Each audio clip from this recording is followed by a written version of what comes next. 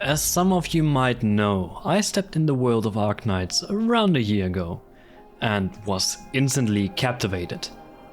Whether it was the lore or the strategy behind every move, the game just kept going, being more and more peak. And with the upcoming Arknights Endfield, I'ma join y'all in the lore segment and deliver y'all fine lore and speculation videos, as well as my not so famous Certainly Correct video. But that's not why you are here, are you? You want to know more about the administrator, the protagonist in Arknights Endfield, and I will tell you everything that can be considered as facts or speculation on my part. So, without further ado, let's get to know who the Endmin really is.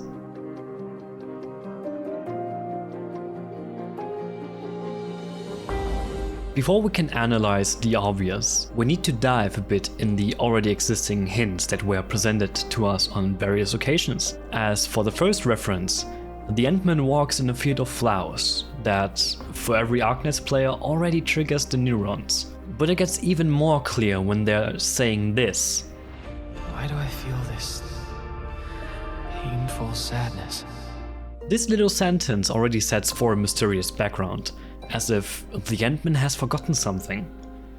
That begs the question, is the Endmin similar to the Doctor, in the sense of losing the memory?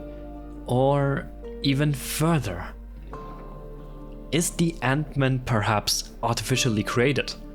No, that can't be. There is no evidence to prove such thesis for now. But what really struck my nerves is what happened just a few moments later. Even you have decided to help me. Even you have decided to help me. Beg me pardon. Why is the Endmin talking about a statue of Patriot as if they knew him? This throws up so much room for speculation. But one thing that is certain is that the Endmin has to be alive for a long time. We all know that Patriot got cooked into a Volkswagen, and that pretty early on too. Considering how long the story already unfolds in Arknights, it is fair to assume that the Endmin either is immortal, or is not a person by technicality, but rather a consciousness that can be transferred. Sounds crazy? I know, but hear me out.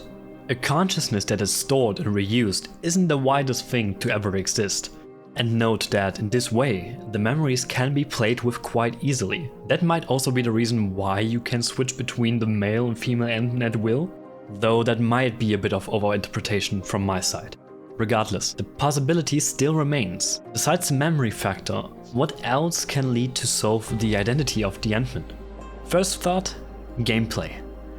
The Endmin's gameplay is pretty simple explained. They're using a sword, dealing physical damage, and has certain art skills like the others. But what exactly is the Endmin's arts? Rocks. Yeah, rocks. Or in the theory, originum rocks. So the Endmin comes straight out of the stage 1.7. The rock minds never sleep, nor does the hive minds.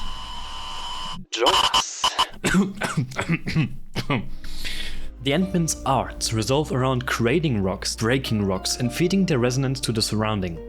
I guess some are going even so wide and claim that the Endmin is the child of the Doctor and Priestess, or rather known as the child of Originum. And honestly, I kinda agree with this one, as it would give another explanation to why the Doctor had an amnesia. I hear you asking, okay Taru, but what does that have to do with anything? Let me explain. The fact that Endmin's arts connect to Originum basically supports the theory of Endmin living for a long time. And I would go so far and say that Endmin has something to do with the first Originum surges that emerged on Terra. Or to be even more precise, Endmin has to be the creation of Originum. Call me crazy, yeah, no worries, I am crazy. But hear me out on this one. As seen in the newest trailers, the Endmin is falling through a crystallite place. A place that should be familiar for every Arknights player. This place has to be the assimilated universe. Resembling an endless golden sea with pale rhombus visible in the sky. The simulated universe is described as an abstract space of original, which contains and manifests all the information it has assimilated. It is divorced from conventional space and time, and obeys its own set of fundamental laws dictated by Originum itself, which cannot be explained by establishing the notion of science. As the creator of Originum, the Dark Knight priests are the only ones with level of natural authority over the simulated universe, allowing them to manipulate its information and rewrite its laws. The Doctor and Priestess are the creators of Originum. The Endmin, bound to raw Originum as their arts, portrays the first creation of the two.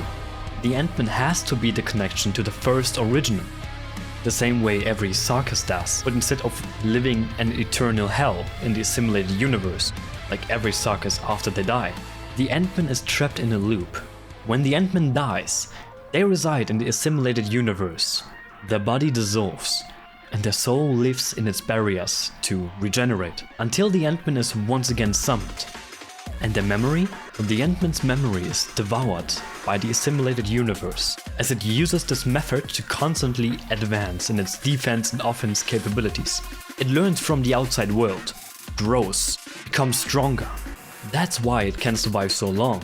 It adapts, and it is clearly stated that it's not the first time that the Endmin was summoned, at least from what the trailer gives off. But with the recent summon, something is weird, out of the ordinary, something I can't put my finger on, but I guess we'll find out as soon as the game releases.